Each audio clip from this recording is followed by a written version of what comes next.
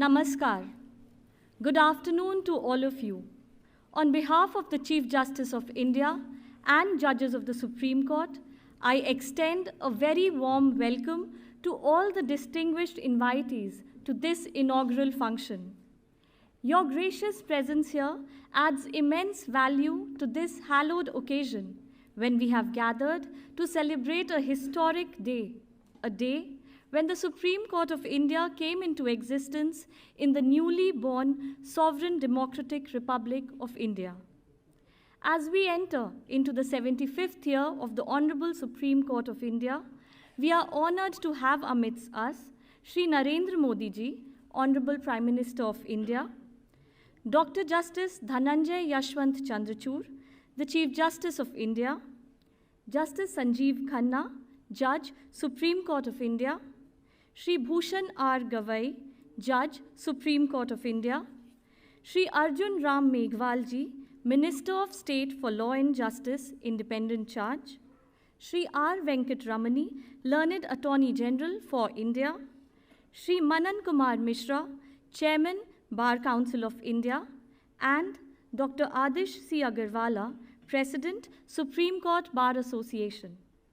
We are also immensely honored to have amidst us Justice Bibi Rehana Mungli Gulbul, Chief Justice of Mauritius, Justice Obaidul Hassan, Chief Justice of Bangladesh, Justice Jayant C. Jaisurya, Chief Justice of Sri Lanka, Justice Bishwambar Prasad Shresht, Chief Justice of Nepal, and Justice Kinley Dorji, Judge, Supreme Court of Bhutan.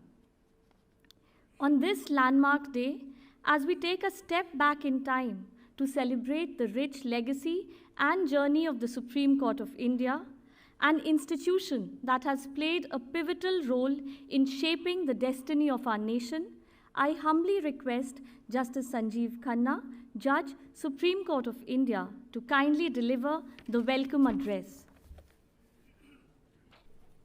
Respected Shri Narendra Modi ji, the Prime Minister of India, Dr. Justice D.Y. Chandrachud, the Chief Justice of India, Mr. Justice B.R. Gavai, Judge, Supreme Court of India, Mr. Arjun Ram Meghwal, the Minister of State for Law and Justice, Mr. R. Venkat Ramani, the Attorney General of India, Mr. Manan Kumar Mishra, the Chairman, Bar Council of India, Dr. Adish C. Agarwala, President, Supreme Court Bar Association, the Chief Justices and guests from Bangladesh, Bhutan, Mauritius, Nepal, and Sri Lanka, the Chief Justices and judges of the High Court, advocates, officers, and attendees. Namaskar and good afternoon. Today we are convened to mark a historic milestone, the commencement of the 75th year of the Supreme Court of India. In 1950, when we adopted the Constitution, the three wings were assigned monumental responsibility of transforming a newly independent nation into embodying the values and ethos of our Constitution. Dr. B.R. Ambedkar's words, constitutional morality has to be embodied in nation building. It has to be cultured in a nation like India, where everything is newborn. To achieve this ideal, the Supreme Court of India is bequeathed with wide and expansive jurisdiction by the Constitution. Today, this court handles the highest volume of cases among the apex courts globally. Established in 1950, the court then had sanctioned strength of 8 judges. In the first year, it had pronounced 43 judgments. Today, the court has a strength of 34 judges and pronounces more than 1,000 judgments per year. This court's rich history is replete with landmark decisions echoing the aspirations of our founders. As we look back, let our reflections be more than an exercise in nostalgia. Let it be a pledge to fulfill our constitutional responsibilities now and in foreseeable future. The court does not decide en banc as a full court. Initially, the court was convened in larger benches, but presently the court typically sits in smaller benches of 2 and 3 judges. Despite the need for consistency and certainty, this ensures diverse representation and acknowledges varied perspectives within the judicial system. Nevertheless, there exists a harmonious coherence among the benches, contributing to the evolution of law and establishment of precedents. This makes the court widely accessible and prioritizes accessibility to common litigants of our country. While we take pride in the court's wide accessibility, it is imperative to acknowledge the rising cost of litigation. The two significant financial burdens are the expenses related to court hearings and the cost due to delay in the form of time and money for the individuals and business and the taxes for the government. Addressing these challenges requires innovative solutions, including adoption of technology that makes our court citizen-friendly and litigant-driven. At the International Lawyers Conference 2023, our Honorable Prime Minister, Shri Narendra Modi ji, had highlighted the importance of drafting laws simply without complicating their understanding. I must acknowledge that complex articulation often seeps into our judgments. Our judgments, though profound and impactful, should be simple, clear, and brief. This approach is not a departure from the legal rigor.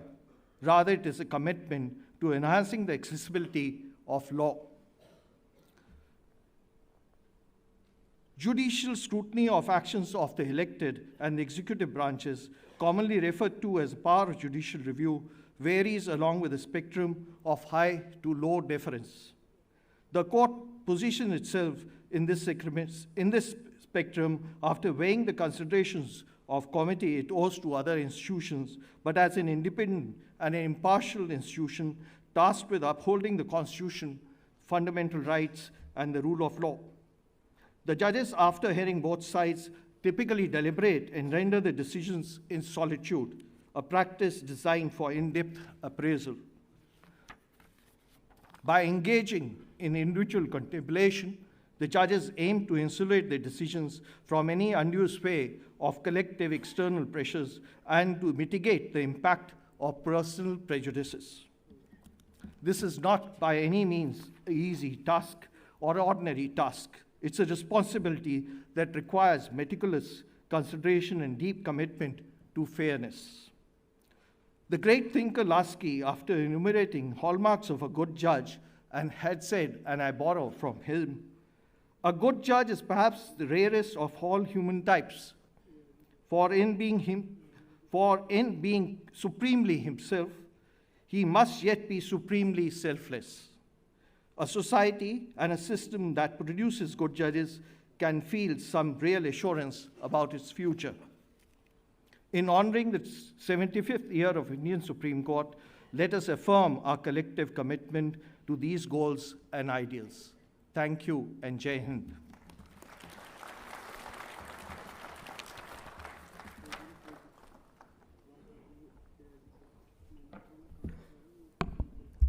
Thank you so much, sir.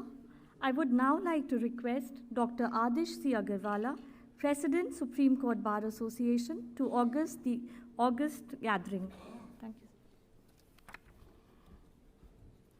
I welcome all esteemed dignitaries to this August gathering. I feel proud that Honorable Prime Minister Shri Narendra Modi has spared his valuable time to celebrate commencement of Diamond Jubilee year of our Supreme Court. The Supreme Court of India has made its marks for being completely independent, inclusive, diverse, and has stood firmly behind the ideals enshrined in the Constitution. During my visits to different countries as President of International Council of Jurists, whose headquarters is in London, and as Vice Chairman of Bar Council of India, I noticed that our judgments are being cited, studied, and often followed by their courts, and I am referring not only to South Asian countries but also courts in Europe. Under the leadership of our Honorable Dr. Justice D.Y. Chandrachud, recent times have seen the judiciary rise to meet different challenges with active use of technology and video conferencing. The Supreme Court has also decided important cases like Ram Janmabhoomi Babri Masjid dispute, same-sex marriage, abrogation of Article 370, and triple talaq. These decisions have enhanced the faith of the people in the Indian justice delivery system and are acclaimed throughout the world. Our judges worked hard even during COVID times when most countries and their judiciary were not functional. The system of video conferencing, introduced and promoted by Honorable Dr. Justice D.Y. Chandrachud, has been a huge success. Since COVID-19, the high courts and the district courts in India have heard nearly 3 crore cases, and the Supreme Court heard more than 5 lakh cases in virtual hearings, making Bharat a world leader in virtual hearings. I am delighted to note that the current government of India does not resist any decision of the court which is aimed at bringing about a more equal and empowered society. Regarding the justice delivery machinery and its reforms, the government is being seen as a partner and not as opponent of the Supreme Court. On all fronts now, Honorable Prime Minister Shri Narendra Modi has provided a vision and a roadmap for the country to follow. We often hear the chant, Modi hai to mumkin hai. We have seen this happen in reality when bold decisions were taken, one after the other, during his leadership, which placed India on the expressway to becoming a superpower. Things which seemed impossible were also made possible because Modi ji took keen interest in the detailing instead of simply creating machineries half-heartedly.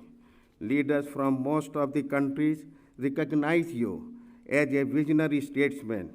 You have also played a vital role in bringing about world peace and stability through diplomacy.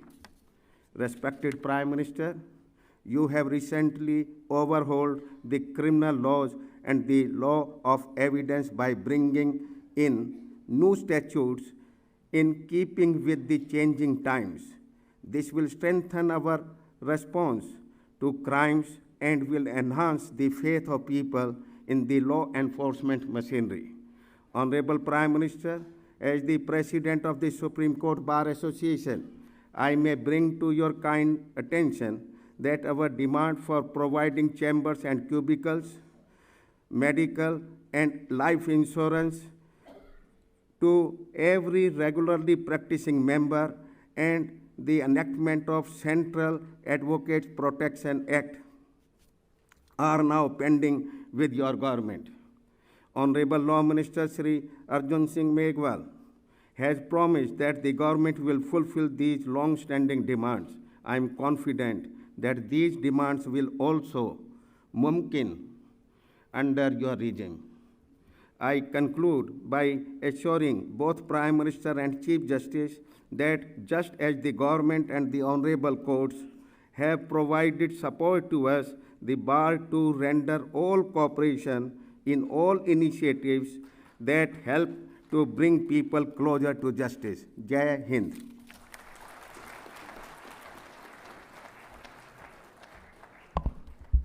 Thank you so much, sir. May I now request Shri Manan Kumar Mishra ji, Chairman Bar Council of India, to address this august gathering.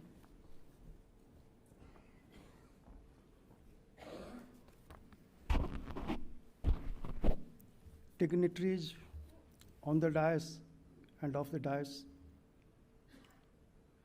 We have gathered here to celebrate the Diamond Jubilee year of our Supreme Court.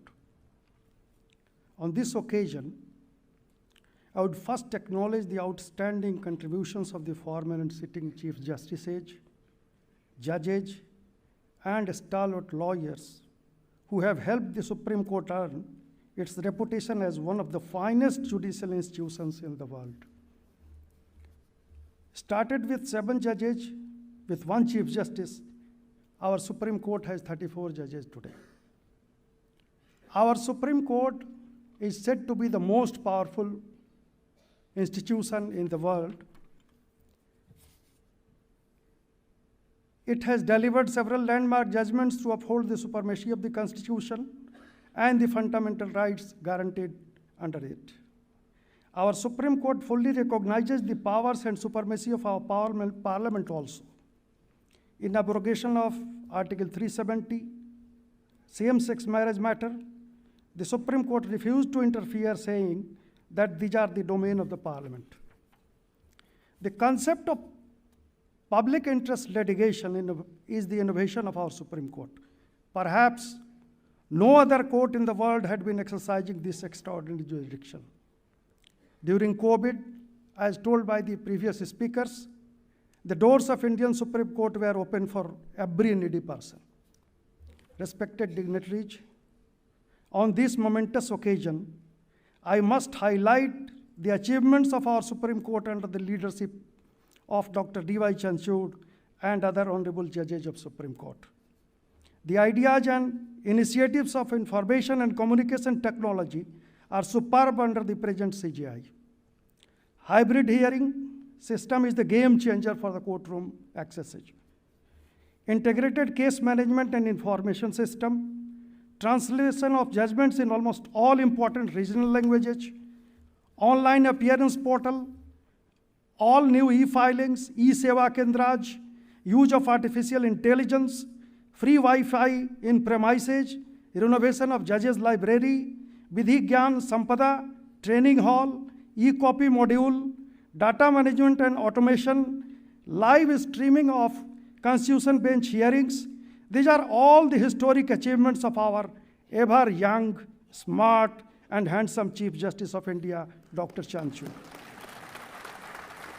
And also all our knowledgeable, sincere, diligent judges of Supreme Court sitting here today.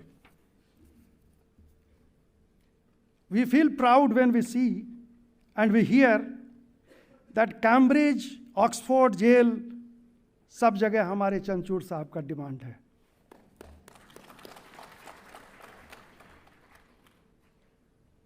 Sir, our honorable judges hear 60 to 100 cases daily. And in every case, they are well prepared. I can emphatically say that no judge of the top court of any other country has the capacity or zeal to do such hard and complicated works.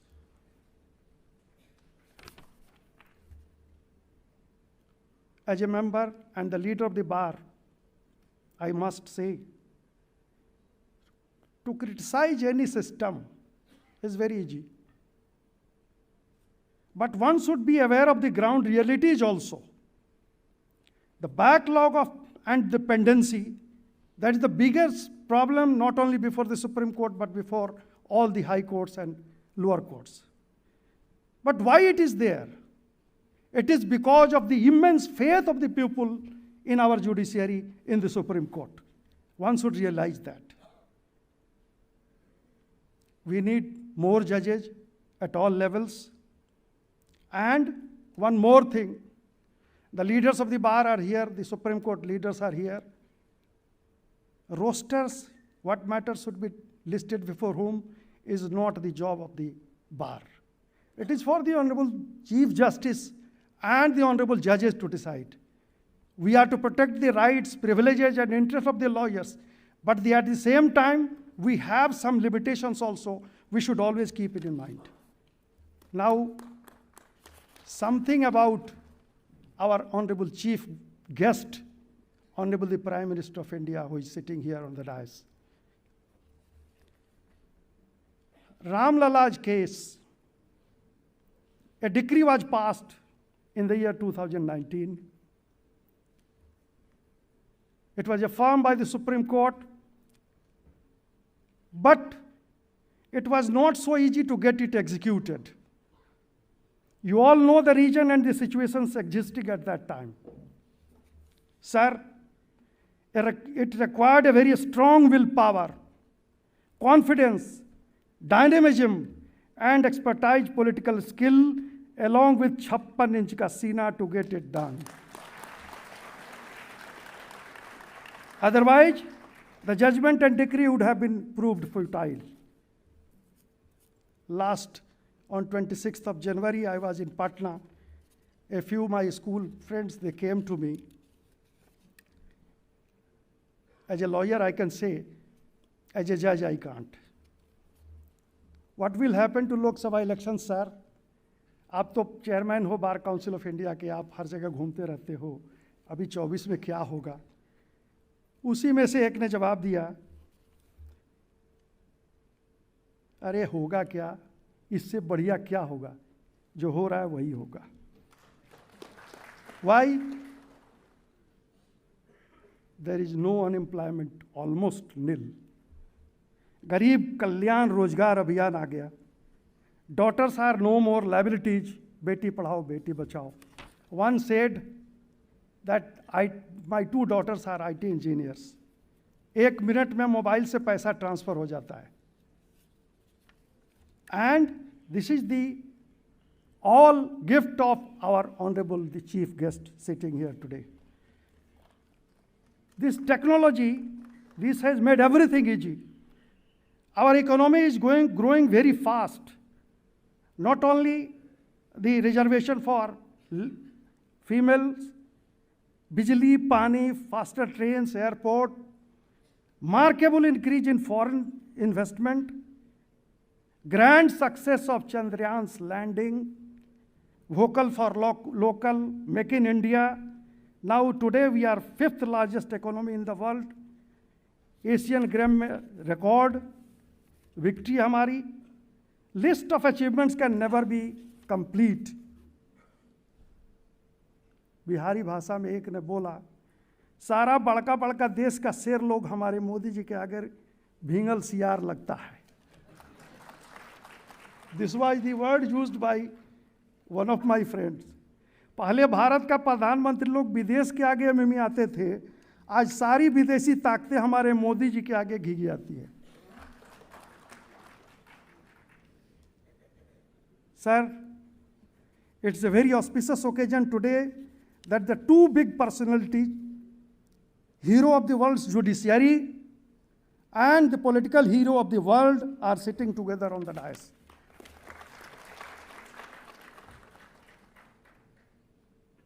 पाँच सौ वर्षों तक झेल रहे करोड़ों भारतीयों को मानसिक पीड़ा से उबार कर हमारे रामलला को पुनः भव्य राजमहल सा मंदिर बनवाकर देश में राम राज्य की पुनर्स्थापना करने वाले युग पुरुष, विश्व के सबसे लोकप्रिय, प्रभावशाली और शक्तिशाली राजनेता, विश्व भर में भारत का मान सम्मान और शान बढ़ाने वाले ऐतिहासिक प्रधानमंत्री माननीय नरेंद्र मोदी जी को देश के 25 लाख वकीलों और 140 करोड़ जनता का कोटि प्रणाम और नमस्कार, आभार.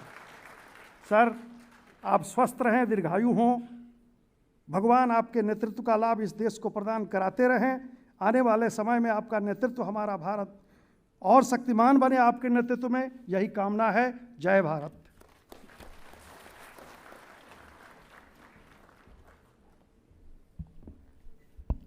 Thank you, sir. Moving ahead, I would now like to request Shri R. Venkatramani, Learned Attorney General for India, to say a few words on this historic occasion.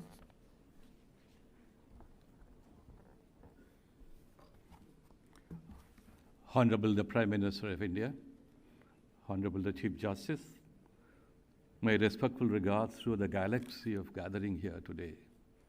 My heart jumps with joy and being part of this occasion. And it's a moment of great pride and pleasure to be part of and even celebrating 75 years of the Supreme Court of India. On the Republic Day, we saw the demonstration of the commitment of the nation to women's empowerment. In a significant step, the Supreme Court, playing its own part, has designated a number of women lawyers as senior counsel. This is not merely symbolic. Steps such as this in the nation, in the legal profession, and in the court shows momentous transition into the world of equality. Constitutional values and ideas emerge from social and political mobilizations. While courts do not lead such mobilization, they are an essential part of giving new and distinctive articulations. It's a matter of great pride, too, for every member of the legal fraternity to appreciate and stand by some of the most remarkable constitutional and jurisprudential doctrines and values the Supreme Court has not only articulated, but they ensured their entrenchment in the course of 70 years of its history. It goes to the credit of the Supreme Court and the High Courts that in the early years of the court, women and men of ordinary social position reached the courts and their causes came to be adjudicated. Today, the access to justice expands is a legal universe of its own. Unlike ordinary legislation, the Constitution is a document to be celebrated every day. A day in the life of a citizen is marked by several interventions as well as facilitations. So it is in the life of a nation that we move into an interconnected world. Every day will be marked by interventions and challenges. The citizens look up to the governance at the nearest level to be able to conduct and manage one's transactions with ease and comfort. The Constitution is a document of guarantees and freedoms, and the codification of power may seem to be a distant document for everyday life, but it is not. As we move from the index of one day to an index of larger periods, we begin to measure the impact of law in our life. This is where the chronicles of the life of a nation and what we call progress in the arrangement of the affairs of the nation becomes important. Compared to the long history of more than 200 years of the United States of America, with the birth of its Constitution in the year 1789, and compared to the constitutional history of England for the days of Magna Carta, or even compared to the constitutional history of some of the European nations, 75 years of our constitutional history may seem to be relatively small. But if one looks at what one may describe as the features of the Constitution and their impact on the lives of the people, we can say without being contradicted that 75 years of Indian constitutional history is as good as and as sound as comparable to any constitutional history. When we are assembled to talk about 75 years of the Constitution, we are talking about the transformation of the Constitution through the judicial process, and particularly to the Supreme Court. It's not possible to talk about the transformation in the Constitution without talking about the court. For constitutional scholars who talk in terms of constitutionalism, constitutional history is confined to or drawn in terms of performance by and functioning by institutions of governance, and there's also a shaping of the Constitution by judicial institutions. While this may be, to some extent, good focus, an equally important facet is the abiding faith of the people and the people's participation in the democratic process, and the pledge they have extended to the idea of a nation, its integrity, and their nexus and deliverance for the lives of the people. The Constitution, therefore, works when there is a confluence of citizens and the institutions, and when they stand together and the one does not fail the other. The endurance of the Constitution is the most important feature of the Constitution. The endurance is a contribution of the legislatures and the governance institutions and the judicial institutions. This contribution is the dynamic balance, political morality and governance accountability, about which Baba Sahib Ambedkar ever emphasized in his writings, are twin driving forces that can keep democracy vibrant and alive. So also the unfettered roles of the courts in ever being ready to explore the contours of citizens' rights and governance obligations, without, of course, sitting heavily on governance responsibility and governance initiatives. What governance does by right choices generates faith in democracy. What courts do by ensuring against wrongs of governments generates confidence in the Constitution. 75 years of history of the Supreme Court is a rich treasure house of law and jurisprudence. The contribution of the Supreme Court can be said to be unique in the sense that it has comprehended the diverse roles of the courts, but all tuned to standing by the sides of citizens in ever being vigilant in their protection and promotion. While we have borrowed from elsewhere, we have our own demonstrations of native genius. The permeation of the native jurisprudential genius as part of rule of law in the country has to be measured on its own forms as a post-colonial narrative. The history of constitutional litigation, the court shows how it provided a window and option for ordinary citizens to occupy spaces hitherto held by the elite and the well-endowed. The promises of an egalitarian state where equal regard for all will be the governing mantra, while seemed far removed from citizens' participation at the time of the advent of the Constitution, got translated into an accessible pathway solely by reasons of the Supreme Court opening up its doors to all causes and concerns of citizens. To assess the state of constitutional adjudication, which happens in the highest court today, we can look at what was stated in the year 1951 by the then Chief Minister of the state of Hyderabad, unquote. An extraordinary tendency has been noticed recently for all sorts of people to take up cases up to the High Court, citing provisions in the Constitution relating to what are termed fundamental rights. A woman has asked for a stay of an order served on her by a police asking her to leave the state for non-possession of a valid permit, while two displaced teachers were asked to pass a test of regional language have prayed for the issue of writ of mandamus, questioning the validity of the order. I quote, "This statement was a very narrow view of the role of the courts and citizens' access to justice. While there could be several points of view on the expansion of the role of the courts in dealing with the facets of governance, hitherto away from scrutiny by courts, it is the unalloyed assertion of independence of judiciary that has added richness and strength to the constitutional consciousness of the citizens of Bharat. Satya and Dharma are intertwined. They reinforce each other. Bharat will continue to symbolize both of these values of civilization. We pledge to be part of this constitutional consciousness. Jai Bharat.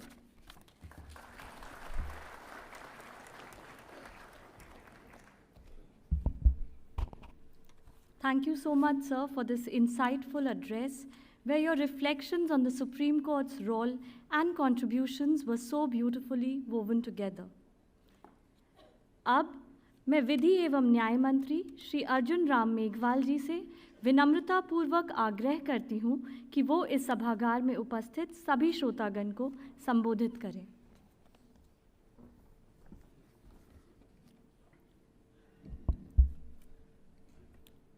Bharat के माननीय उच्चतम न्यायालय के 75 वर्ष पूर्ण होने के अवसर पर आयोजित इस भव्य कार्यक्रम में उपस्थित विश्व के सर्वाधिक लोकप्रिय नेता, विकसित भारत के संकल्प को सिद्धि में परिणत करने हेतु पूर्ण मनोयोग से लगे युग नायक, भारत के यशस्वी प्रधानमंत्री आदरणीय श्री नरेंद्र मोदी जी, भारत के माननीय उच्चतम न्यायालय के मुख्य न्यायाधीश doctor D.Y. Chandrachud ji, justice Shri Sanjiv Khanna ji, न्यायाधीश supreme court, justice Shri B.R. Gavai साहब, न्यायाधीश supreme court, Shri R. Venkataramani ji, attorney general of India, Shri Manan Kumar Mishra ji, chairman bar council of India, doctor Aditya Agarwala, president supreme court bar association, तथा उपस्थित माननीय सुप्रीम कोर्ट के न्यायाधीशगण, विभिन्न हाई कोर्ट्स के माननीय मुख्य न्यायाधीशगण, श्रीलंका, बांग्लादेश, नेपाल, मॉरिशस व भूटान के मुख्य न्यायाधीश, समस्त अधिवक्तागण, मीडिया बंधु, नारी शक्ति एवं समस्त श्रोतागण, solicitor general of India Tushar Mehta ji और विधि के सभी ज्ञातागण, ये हम सभी के लिए अत्यंत गर्व और हर्ष का क्षण है कि आज माननीय उच्चतम न्यायालय की यात्रा के 75 वर्ष के पड़ाव पर यह कार्यक्रम आयोजित किया जा रहा है। न्यायपालिका के सर्वोच्च संस्थान व संवैधानिक मूल्यों के संरक्षण के रूप में माननीय उच्चतम न्यायालय के अतीत को याद करके वर्तमान में प्रेरणा लेने व बेहतर भविष्य की कार्य योजना पर चिंतन मनन मंथन करने का ये महत्वपूर्ण अवसर है। लगभग 5000 वर्ष के वैभवशाली इतिहास तथा लोकतंत्र की जननी भारत की विरासत के साथ स्वतंत्र भारत में न्यायिक व्यवस्था के सिरमौर सुप्रीम कोर्ट के 75 वर्ष पूर्ण होने पर आयोजित इस कार्यक्रम के लिए मैं आप सभी को बधाई देता हूं। इस अवसर पर मैं ये कहना चाहता हूं कि ये मात्र 75 सालों की यात्रा नहीं है, बल्कि न्याय प्रणाली में भारत की सिविलाइजेशन परंपराओं तथा दीर्घकाल में सिंचित कलेक्टिव विजडम को भी सेलिब्रेट करने का अवसर है। न्याय व धर्म के सिद्धांत भारतीय सभ्यता में गहनता से समाहित है। सभ्यता के इस लोकाचार में जब जब नैतिकता के नेचुरल फ्लो में विकृति का आविर्भाव हुआ, तब तब कोर्स करेक्शन करने के हेतु न्यायिक तंत्र ने विभिन्न रूपों में अपनी भूमिका निभाई तथा न्याय शास्त्र का विकास किया। भारतीय इतिहास में चाणक्य नीति, विदुर नीति, बृहस्पति सूत्र, वेदांत, उपनिषद, धर्मसूत्र, महाभारत, गीता इत्यादि में न्याय शास्त्र के शाश्वत सिद्धांतों तथा उनके माध्यम से बेहतर राष्ट्र, समाज, परिवार व इंडिविजुअल बनने की निरंतर सद्प्रेरणा मिलती रही है।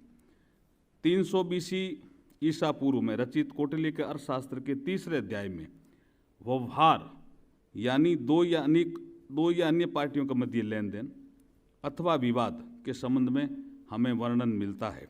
मध्यकाल व औपनिवेशिक काल में भारत में भी समयानुकूल न्यायिक प्रणाली में परिवर्तन होते रहे। स्वतंत्र भारत के निर्माण में लीगल फ्रेटर्निटी का महत्वपूर्ण योगदान रहा। पूज्य राष्ट्रपिता महात्मा गांधी, संविधान शिल्पी बाबा साहब भीमराव अम्बेडकर, गृह मंत्री वल्लभ भाई पटेल साहब, वीर सावरकर जी, लोकमान्य बाल गंगाधर तिलक आदि ने भारत की नींव को मजबूत करने में अहम योगदान दिया। आज़ाद भारत में महापुरुषों ने जन आकांक्षाओं को समाहित करने वाले संविधान के रूप में पवित्र प्रेरणापुंज देकर तथा लोकतांत्रिक व्यवस्थाओं के सुदृढ़ करने का एक मंत्र दिया। 26 जनवरी 1950 को संविधान लागू होने के 2 दिन बाद ही 28 जनवरी 1950 को पहली सिटिंग के साथ ही माननीय उच्चतम न्यायालय ने कार्य प्रारंभ कर दिया। औपनिवेशिक कालखंड के परिप्रेक्ष्य में देखा जाए तो अंग्रेजों के खिलाफ हमारी लड़ाई देश की एकता व स्वतंत्रता के लिए रही। अंग्रेजों की फूट डालो और राज करो नीति के चलते हुए बंटवारे के कारण हमें एकता को पार्शियली कंप्रोमाइज़ करना पड़ा, लेकिन स्वतंत्रता को बरकरार रखने में राष्ट्र ने बिल्कुल भी समझौता नहीं किया। भारतीय संविधान की छत्रछाया में स्वतंत्रता के इन्हीं मानकों को प्रगाढ़ करने की दिशा में माननीय उच्चतम न्यायालय ने महत्वपूर्ण भूमिका निभाई है। सुप्रीम कोर्ट में समय समय पर अपने निर्णयों से संवैधानिक मूल्यों को प्रगाढ़ किया है। इस यात्रा के दौरान सुप्रीम कोर्ट ने अनेक उल्लेखनीय माइलस्टोन क्रॉस किए हैं, जिनमें कुछ को मैं संक्षिप्त जिक्र करना चाहूँगा। केशवानंद भारती केस में सुप्रीम कोर्ट ने बेसिक स्ट्रक्चर के डॉक्ट्रिन के सिद्धांत की व्याख्या की। 1980 के दशक में जस्टिस PN भगवती और जस्टिस VR कृष्णा अय्यर की अगुवाई में एक पोस्ट कार्ड को जनहित याचिका का रूप माना गया। MC मेहता केस के परिणाम स्वरूप पर्यावरण संरक्षण अधिनियम 1986 के निर्माण को प्रेरित किया। इंदिरा साहनी केस में OBC के 27% आरक्षण को संवैधानिक ठहराया। विशाखा केस में women safety at work place को महत्वपूर्ण आधारशिला रखी गई। 9 नवंबर 2019 को अयोध्या के राम मंदिर जजमेंट को भारत की ट्रस्ट विद डिविनिटी की यात्रा में मील के पत्थर के रूप में हमेशा याद किया जाएगा। 75 वर्ष पहले 8 न्यायाधीशों से शुरू हुई इस यात्रा में अब न्यायाधीशों की संख्या बढ़कर 34 हो गई है। अक्टूबर 1989 में जस्टिस फातिमा बीबी ने पहली महिला जज के रूप में पदभार ग्रहण किया।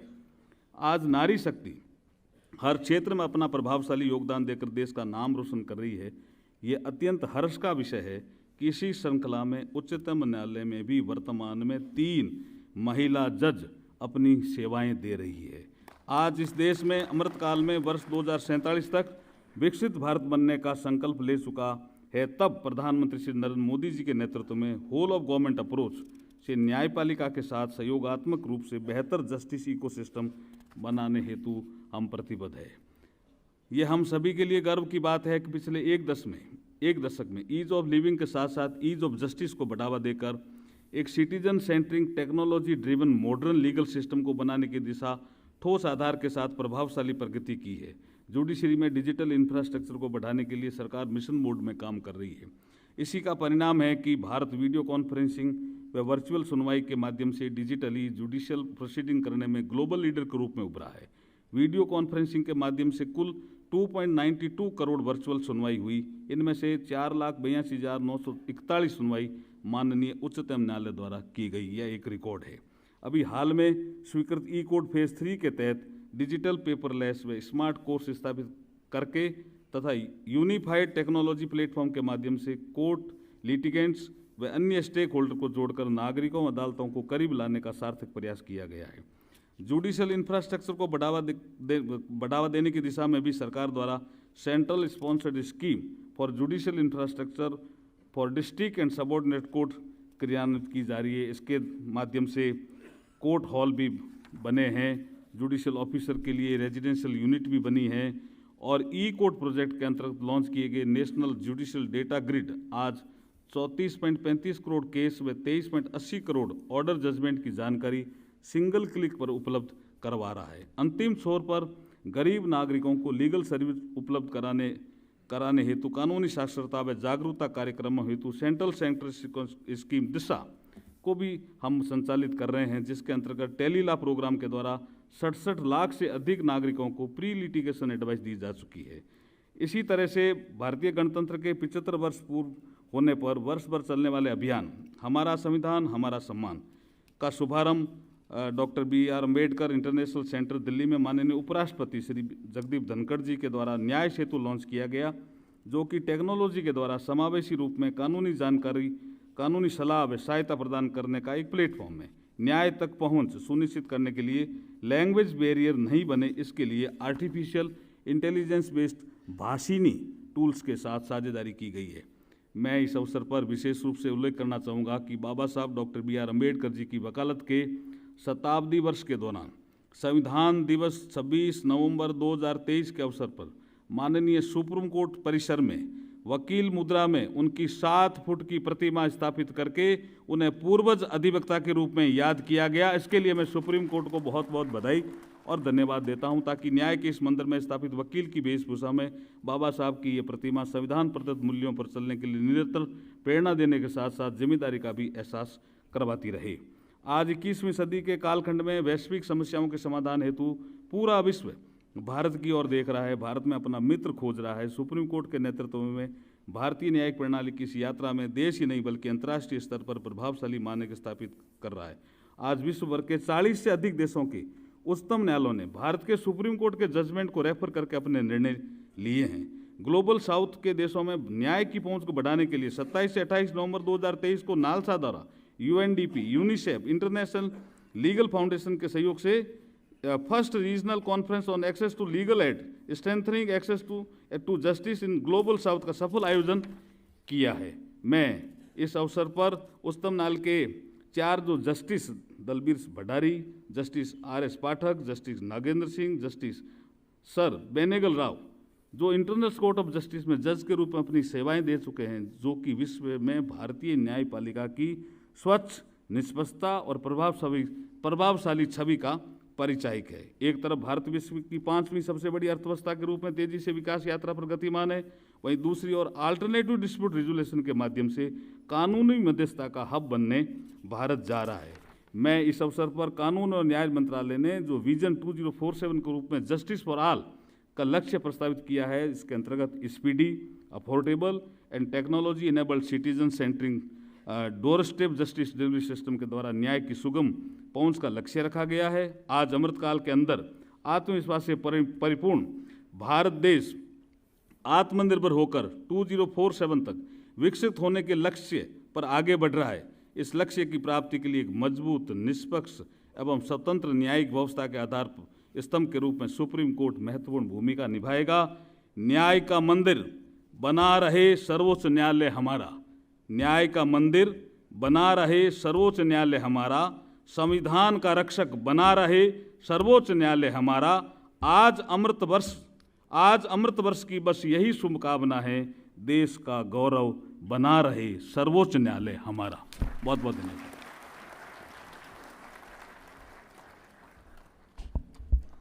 धन्यवाद माननीय मंत्री जी।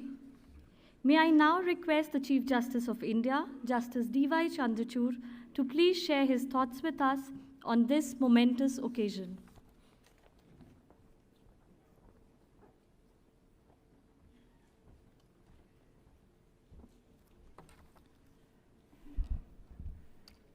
Honorable Prime Minister of India, Shri Narendra Modi ji, my colleague judges of the Supreme Court of India, Chief Justice Obaidul Hassan, Chief Justice of Bangladesh, Justice Kinle Dorji, Judge, Supreme Court of Bhutan, Chief Justice Bibi Rehana Mungli Gulbul, Chief Justice of Mauritius, Chief Justice Bishwambar Prasad Shrestha, Chief Justice of Nepal, Chief Justice Jayant Jayasurya, Chief Justice of Sri Lanka, Chief Justices and Judges of the High Courts, former Chief Justices of India and Judges of the Supreme Court of India, Mr. R. Venkatramani, Attorney General for India, Mr. Tushar Mehta, Solicitor General of India, Mr. Manan Kumar Mishra, Chairman of the Bar Council of India, Dr. Adish C. Agarwal, President and Executive Committee of the Supreme Court Bar Association, President and members of the Supreme Court Advocates on Record Association, Vice Chancellors of the National Law and other universities,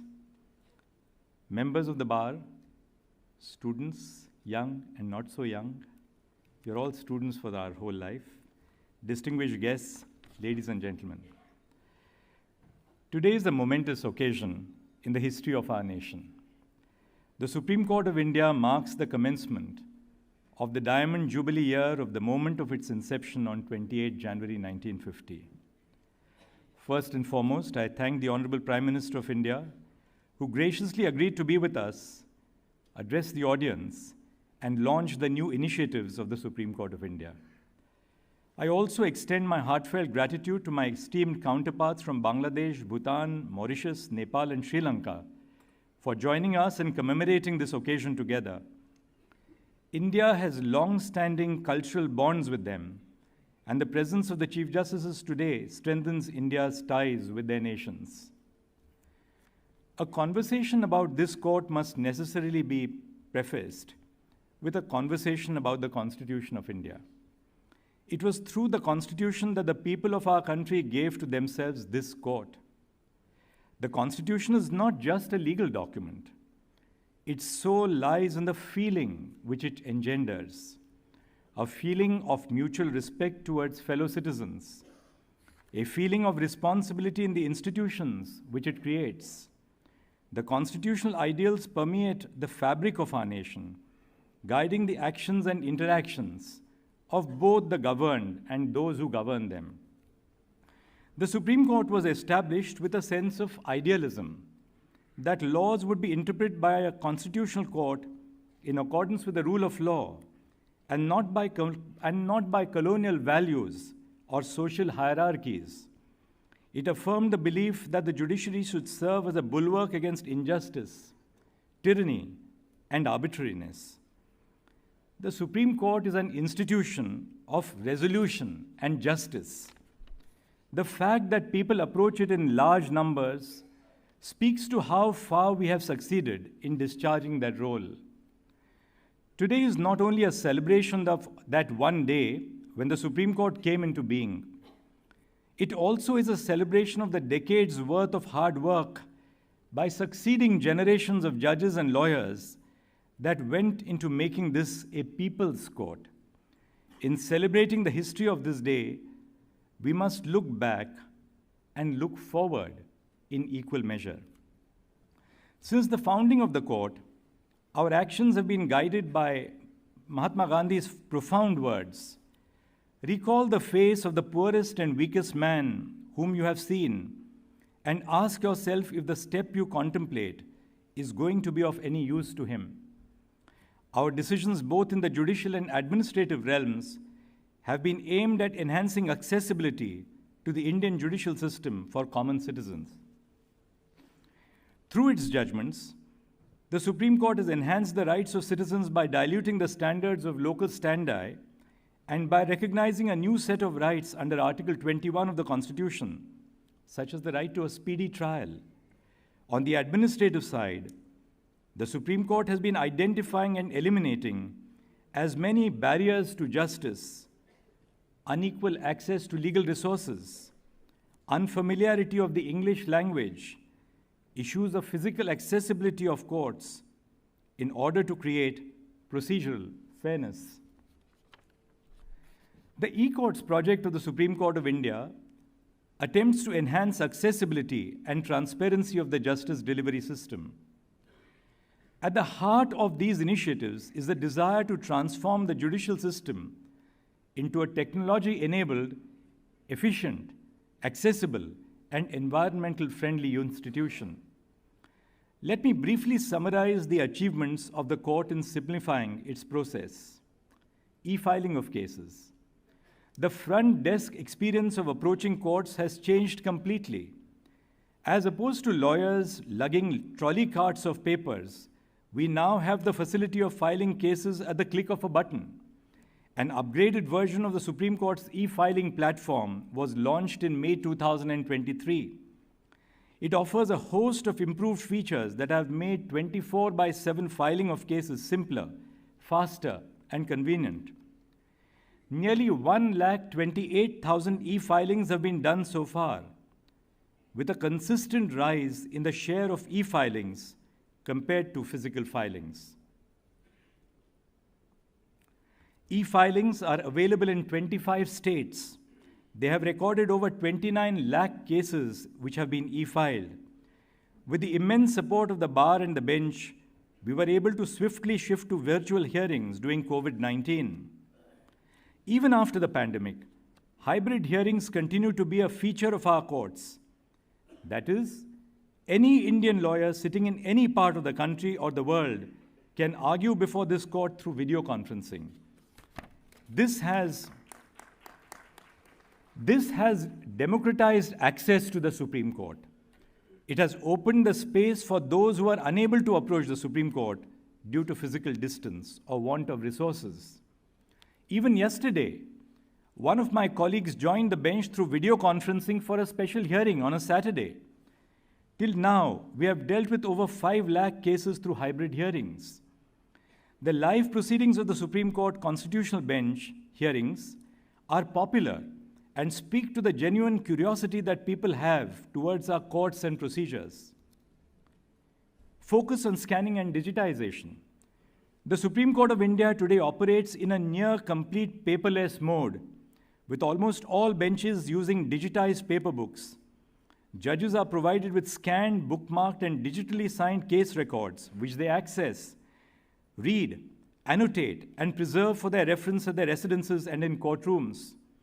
More than 13 lakh legacy and live case records, with approximately 10 crore pages, have been digitized. Futuristic courts. The Supreme Court has enabled futuristic court technology in 3 courtrooms, and soon other courtrooms shall be equipped with such technology. This technology facilitates paperless proceedings, a comprehensive digital library for the bench and the advocates, state-of-the-art video conferencing, large video walls, smart monitors, and document visualizers, all of which redefine the courtroom experience.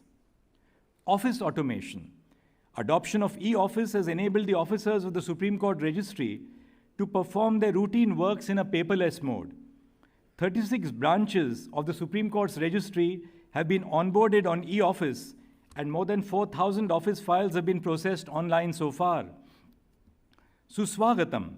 Launch of the Suswagatam portal has enabled visitors to generate entry passes online in a paperless mode. A total of 123,000 entry passes have been generated so far using Suswagatam. We are also transcribing oral arguments in matters before constitution benches, which can be accessed on the Supreme Court website. The Supreme Court has entered into an MOU with IIT Madras to explore areas that can be completely automated and to leverage technology and artificial intelligence for enhancing process efficiency. As we speak today, a team of generative AI researchers at a premier management institute in Mumbai has built an end-to-end demo of an actual open-source Gen AI model trained in public domain motor accident cases. It is trained to automatically extract parameters from petitions, documents, and files, and give a recommended compensation figure. Together, e-filing, digitization, paperless courts, and e-office constitute the golden quadrangle of transformation within whose enabling perimeter the Supreme Court of India is set to uplift the experience of everyone who is either a part of the judicial system or who comes into contact with it. But what is the future? The Supreme Court is soon going to migrate its digital data to a safe, secure, and sovereign cloud-based infrastructure. This would be a shot in the arm for the IT setup of the court. Cloud storage would ensure privacy, integrity, high availability, and secure accessibility of the Supreme Court's domain data. We are also on the verge of opening a war room equipped with technology that would enable the Supreme Court to monitor judicial data of the entire country in real time by using the National Judicial Data Grid and iJuris, both of which were information sharing platforms. For the district judiciary, iJuris has been launched by the Supreme Court to monitor statistics of vacancies and infrastructure relating to the district judiciary. Facilitating free accessibility of judgments for citizens and litigants has always been a priority of the e-courts project. As of today, 36,209 judgments are uploaded online on the eSCR portal in English, out of which about 36,000 judgments have been translated into Hindi, and around 11,000 judgments have been translated to other Indian languages with the help of AI-assisted machine learning. The Virtual Courts initiative has been a game changer in courtroom access and online dispute resolution. Implemented in 20 states, the initiative has received 4.37 crore challans, leading to a total collection of 502 crores of rupees in fines. Interestingly, according to the Electronic Transaction Analyzer of the Government of India, in 2018, e-courts had surpassed even the Indian Railways in terms of total electronic transactions. All 713 district courts' websites have been migrated to the S3VAS framework of the National Informatics Center, which offers a user-friendly interface, greater customization, and compliance with the guidelines for Indian government websites, thereby ensuring better accessibility for differently abled users. On the National Judicial Data Grid, a repository of nationwide judicial data, information on 3,256 countrywide courts, the High Courts, and the Supreme Court of India is now a click away. Just as we make our courts tech-savvy, we must also realize that India is going through a period of social and demographic transformation. Anyone who visits India will notice a striking feature of the changing demographics of the nation. Now, women can be seen in important positions across India, whether it be in the operation theaters, the borders of the nation, in the high skies as fighter pilots, in the seas as naval commanding officers, all across the country, and of course in the Supreme Court. There is a focus on greater inclusion of the marginalized sections of society. Equally inspiring is the confidence of the younger population to succeed in their professional lives. Traditionally, the legal profession was a profession of elite men. Times have changed. Women traditionally underrepresented in the profession now constitute 36.3% of the working strength of the district judiciary.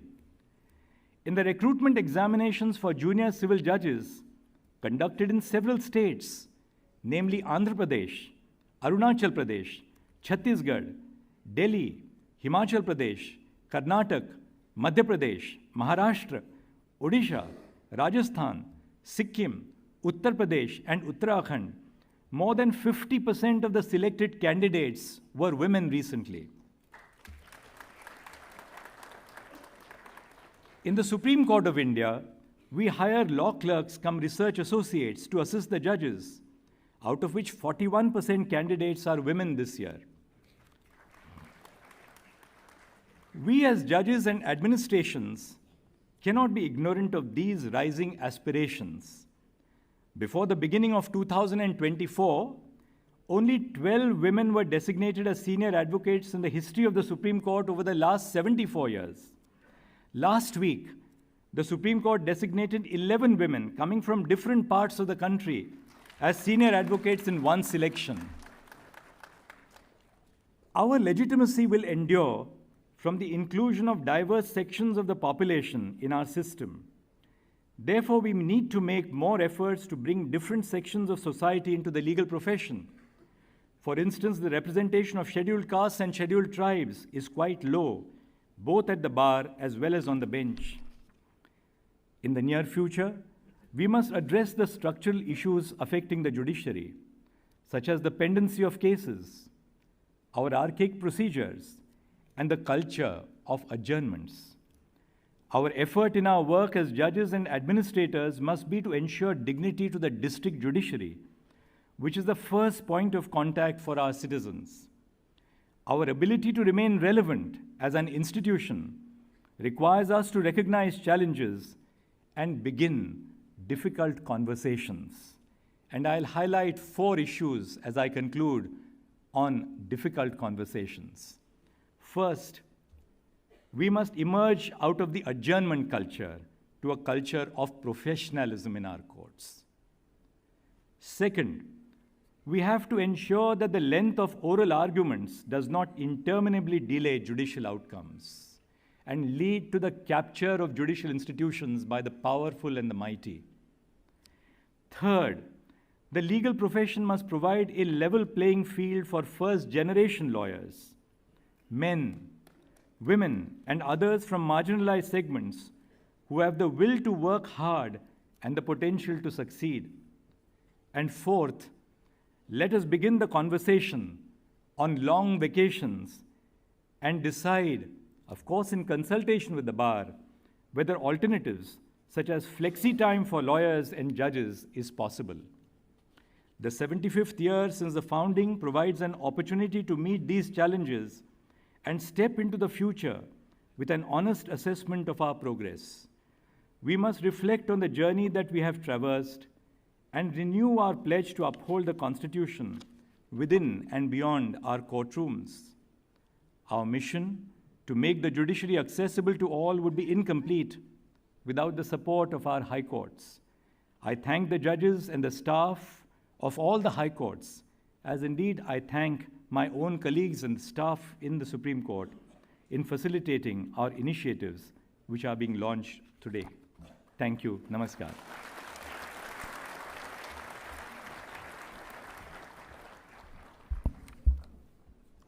Thank you so much, sir, for this insightful and eloquent address.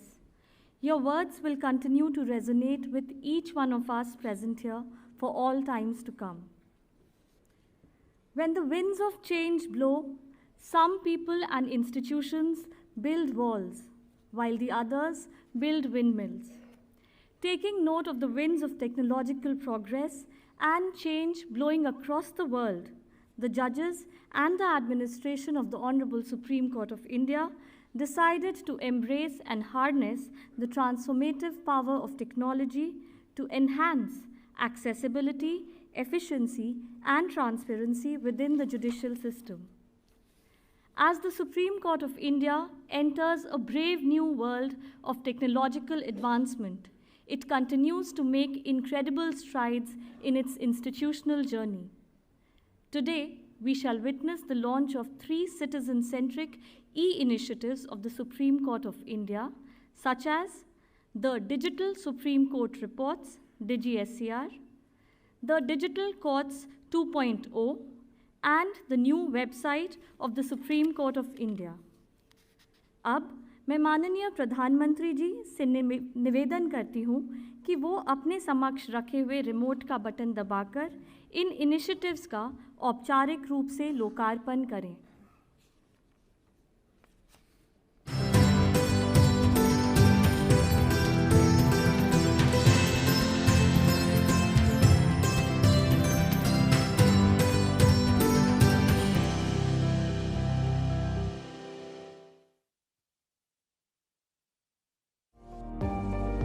The Supreme Court of India has consistently striven to assimilate tools of technology in its core operations to enhance access to justice and improve administration of justice.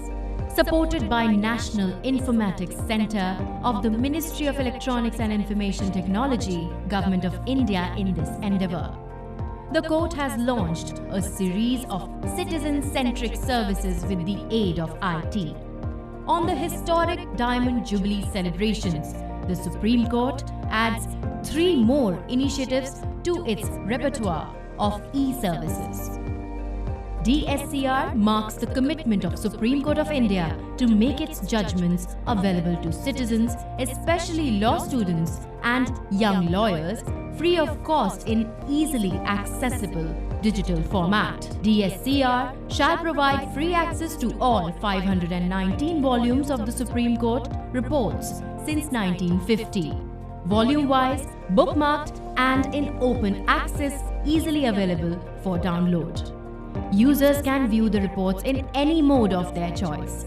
The reports can be accessed in standard HTML mode for quick viewing. One may choose the flip viewing option for book-like experience while browsing through any chosen report. The reports can also be viewed in a PDF format. Using DSCR, a user can easily cite and email the digital report to one or more persons.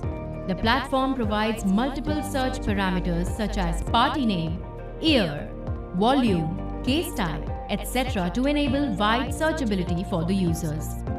DSCR marks a monumental shift from print to digital format, contributing to environmental sustainability by eliminating carbon footprint associated with print publications.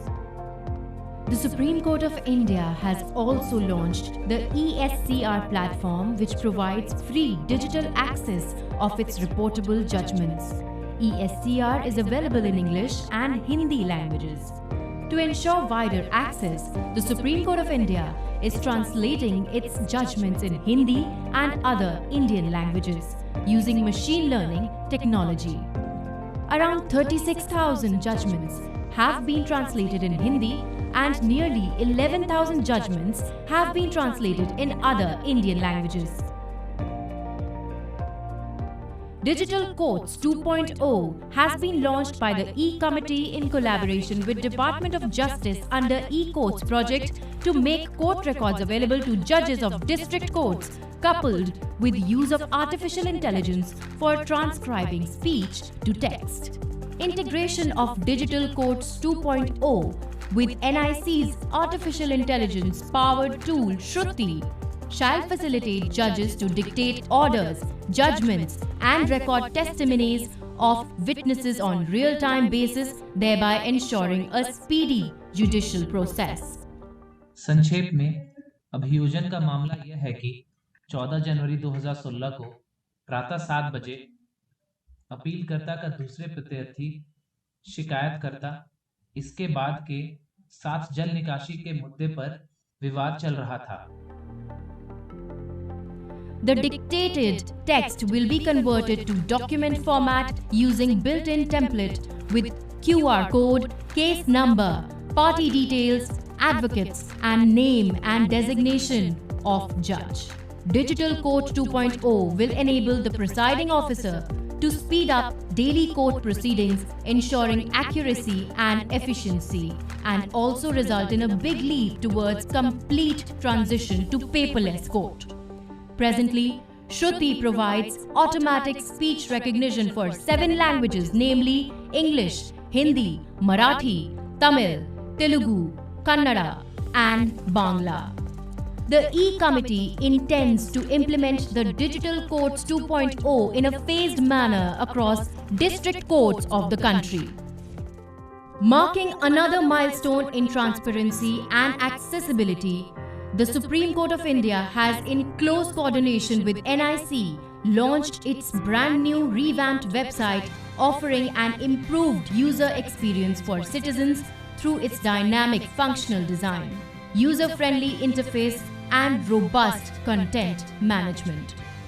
The revamped website offers convenient access to a bouquet of information on the organization, quick links of essential technology-based services, key documents, and important updates and notices for advocates, litigants, court officials, and citizens. Developed within The S3WAAS framework of NIC, the new website ensures greater accessibility for differently abled users and is fully compliant with requirements of government websites.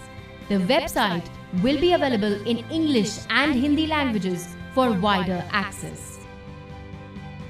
Committed to make the judicial process accessible and efficient, the Supreme Court of India is all set to revolutionize the courtroom experience by adopting cutting-edge futuristic technology. Futuristic court technology has already been deployed in 3 courts, including Chief Justice's Court, with the remaining courtrooms to be equipped with such technology very soon.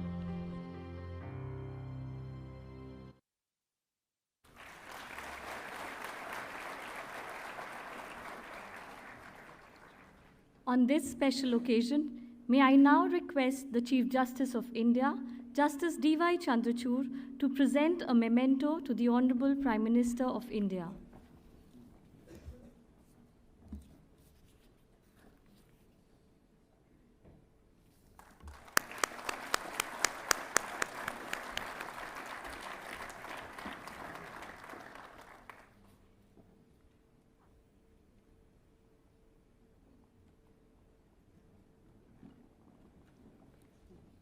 अब मैं आदरणीय प्रधानमंत्री जी से विनम्र निवेदन करती हूँ कि वो इस सभागार में उपस्थित सभी गणमान्य अतिथियों एवं श्रोतागण को अपने अमूल्य शब्दों से संबोधित करें।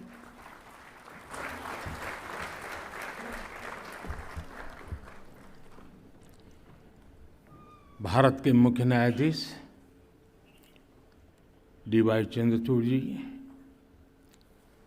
सुप्रीम कोर्ट के न्यायमूर्तिगण, विभिन्न हाई कोर्ट के मुख्य न्यायाधीश, विदेशों से आए हुए हमारे मेहमान जजेस,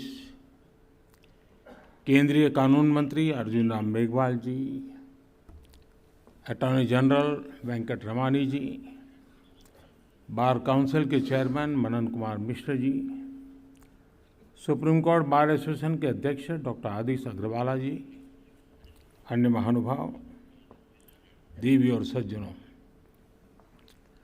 2 दिन पहले भारत के संविधान ने अपने 75 वर्ष में प्रवेश किया है। आज भारत के सुप्रीम कोर्ट के भी 75वें वर्ष का शुभारंभ हुआ है। इस ऐतिहासिक अवसर पर आप सभी के बीच आना अपने आप में सुखद है। मैं आप सभी न्यायविदों को इस अवसर पर अपनी शुभकामनाएं देता हूं। साथियों, भारत के संविधान निर्माताओं ने स्वतंत्रता, समानता और न्याय के सिद्धांतों वाले स्वतंत्र भारत का सपना देखा था। भारत के सुप्रीम कोर्ट ने इन सिद्धांतों के संरक्षण का निरंतर प्रयास किया है। अभिव्यक्ति की आज़ादी हो, व्यक्तिगत स्वतंत्रता हो, सामाजिक न्याय, सोशल जस्टिस हो, सर्वोच्च न्यायालय ने भारत की वाइब्रेंट डेमोक्रेसी को निरंतर सशक्त किया। 7 दशकों से भी लंबी इस यात्रा में सुप्रीम कोर्ट ने इंडिविजुअल राइट्स और फ्रीडम ऑफ स्पीच पर कई महत्वपूर्ण निर्णय किए हैं। इन फैसलों ने देश के सोशियो पॉलिटिकल परिवेश को एक नई दिशा दी है।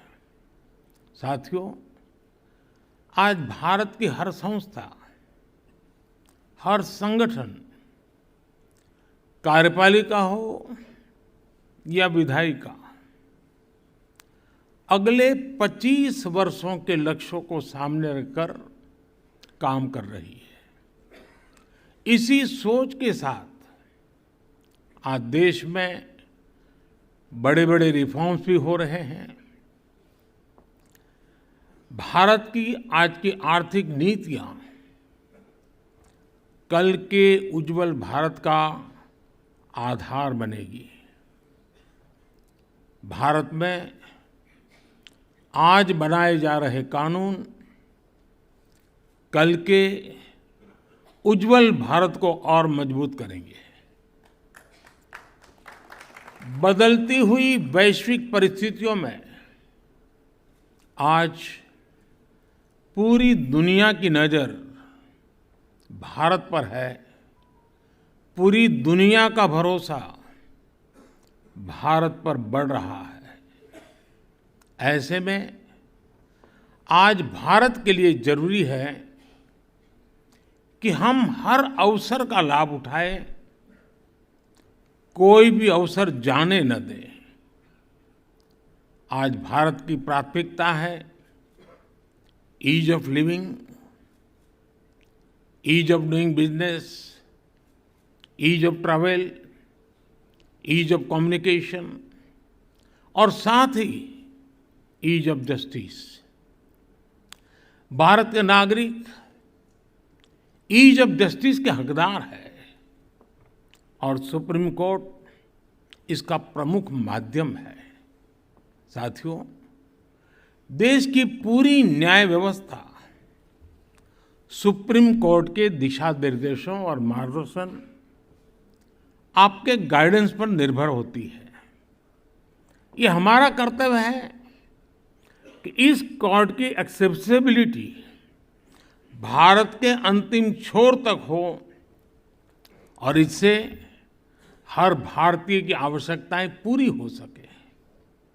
इसी सोच के साथ कुछ समय पहले ई कोर्ट मिशन प्रोजेक्ट के तीसरे चरण को स्वीकृति दी है। इसके लिए दूसरे फेज से 4 गुना ज्यादा राशि को मंजूरी दी गई है। ये तो आपका विषय है, ताली बजा सकते हैं। मनन मिश्रा में ताली न बजाए वो तो मैं समझ सकता हूँ, वो आपके लिए कठिन काम था। मुझे खुशी है कि देश भर की अदालतों के डिजिटाइजेशन को चीफ जस्टिस चंद्रचूड़ खुद मॉनिटर कर रहे हैं। ईज ऑफ जस्टिस के प्रयासों के लिए मैं उन्हें बधाई देता हूं। साथियों, हमारी सरकार अदालतों में फिजिकल इंफ्रास्ट्रक्चर को सुधारने के लिए भी प्रतिबद्ध है।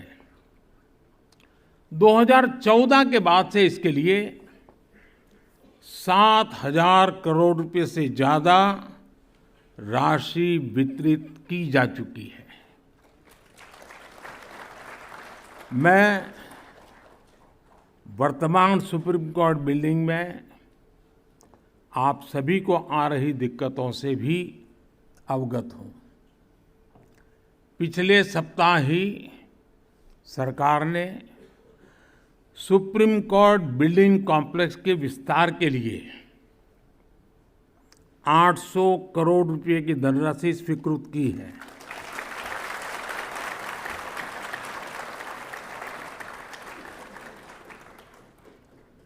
बस अब आप लोगों के पास कोई संसद भवन की तरह पिटीशन लेकर ना आ जाए कि फिजूल खर्ची हो रही है।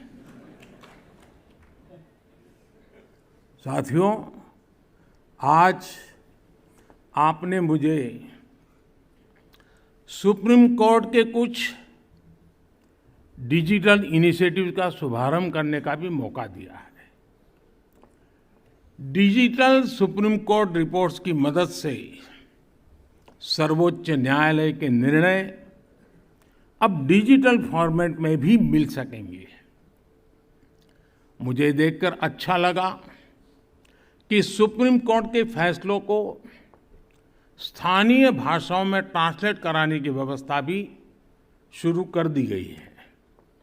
मुझे उम्मीद है कि देश की अन्य अदालतों में भी जल्द ऐसी व्यवस्था हो सकेगी।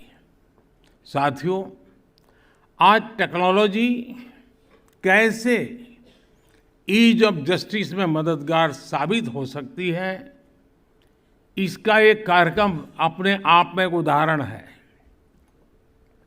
मेरा ये संबोधन अभी एआई की मदद से इसी वक्त इंग्लिश में ट्रांसलेट हो रहा है और आप में से कुछ लोग भाषिणी ऐप के माध्यम से उसे सुन भी रहे हैं।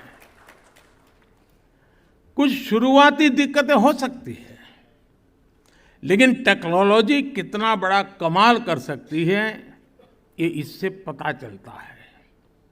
हमारी अदालतों में भी इसी तरह की टेक्नोलॉजी का उपयोग करके सामान्य नागरिकों का जीवन आसान बनाया जा सकता है।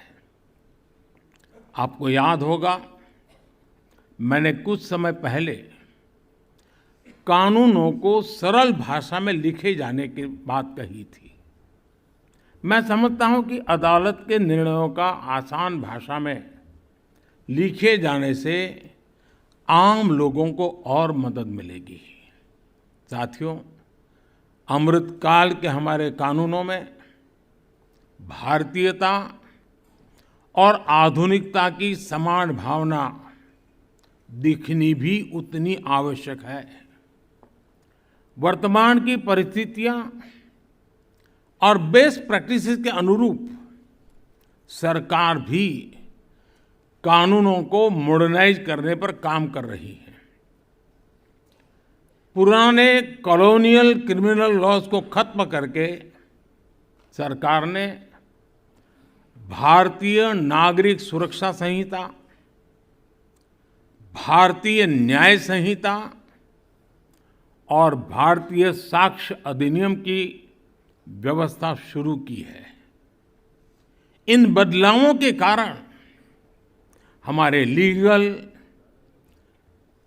पॉलिसिंग और इन्वेस्टिगेटिव सिस्टम ने नए दौर में प्रवेश किया है। एक बहुत बड़ा परिवर्तन है। सैकड़ों वर्ष पुराने कानूनों से नए कानूनों तक पहुंचने का परिवर्तन सहज हो, यह बहुत जरूरी है। इसके लिए पहले ही सरकारी कर्मचारियों की ट्रेनिंग और कैपेसिटी बिल्डिंग का काम भी शुरू कर दिया गया है। मैं सुप्रीम कोर्ट से आग्रह करूंगा कि वो भी सभी स्टेक होल्डर्स की ऐसी कैपेसिटी बिल्डिंग के लिए भी आगे आए। साथियों, एक सशक्त न्याय व्यवस्था विकसित भारत का प्रमुख आधार है। सरकार भी लगातार एक विश्वस्त व्यवस्था बनाने के लिए अनेक निर्णय कर रही है। जन विश्वास बिल इसी दिशा में उठाया गया कदम है। इससे आने वाले समय में न्याय व्यवस्था पर बेवजह पड़ने वाला बोझ कम होगा। इससे पेंडिंग केसेस की संख्या भी घटेगी। आप जानते हैं कि सरकार द्वारा ऑल्टरनेटिव डिस्प्यूट रिजोल्यूशन के लिए लॉ ऑफ मीडिएशन की व्यवस्था भी की गई है। इससे भी हमारी न्यायपालिका, विशेष रूप से सब ऑर्डिनेट जुडिशरी पर पड़ने वाला बोझ कम हो रहा है। साथियों, सभी के प्रयास से ही भारत 2047 तक विकसित भारत के लक्ष्य को प्राप्त कर पाएगा। और इसमें निश्चित तौर पर सुप्रीम कोर्ट के अगले 25 वर्षों की भी बड़ी सकारात्मक भूमिका है। एक बार फिर आप सबने यहाँ मुझे निमंत्रित किया। आप सबके ध्यान में शायद एक बात आई होगी, लेकिन ये फोरम ऐसा है कि मुझे लगता है कि उसका जिक्र करना मुझे अच्छा लगेगा। इस बार जो पद्मा अवार्ड जो दिए गए हैं उसमें सुप्रीम कोर्ट के रिटायर्ड जज और समग्र एशिया की पहली मुस्लिम सुप्रीम कोर्ट जज, उनको इस बार फातिमा जी को हमने पद्म भूषण सम्मान दिया है और मेरे लिए ये बहुत गर्व की बात है। एक बार फिर मैं सुप्रीम कोर्ट को उसके 75 वर्ष पर बहुत बहुत बधाई देता हूँ। बहुत बहुत धन्यवाद।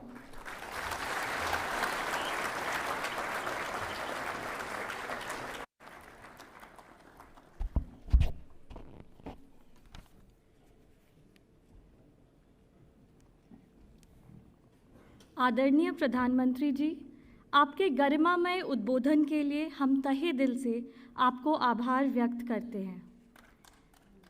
Finally,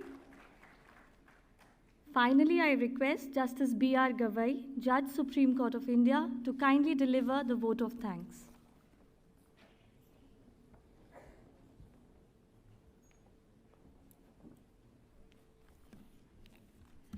Honorable Prime Minister of India, Shri Narendra Modi ji, Honorable Chief Justice of India, Dr. Justice D.Y. Chandrachud, Mrs. Chandrachud, my distinguished colleague Justice Sanjeev Khanna, and my esteemed colleagues on the bench, former Chief Justices and former judges of the Supreme Court of India, Chief Justices and judges from the judiciaries of Bangladesh, Bhutan, Mauritius, Nepal, and Sri Lanka, Union Minister of State of Law and Justice, Shri Arjun Ram Meghwal ji, the Learned Attorney General for India, Shri R. Venkatramani, Chief Justices and Judges of the High Courts, Shri Tushar Mehta, Solicitor General of India and the Law Officers, Shri Rahate, Secretary Justice, Shri Nitin Chandra, Secretary Law, Chairman of the Bar Council of India, Shri Manan Kumar Mishra ji,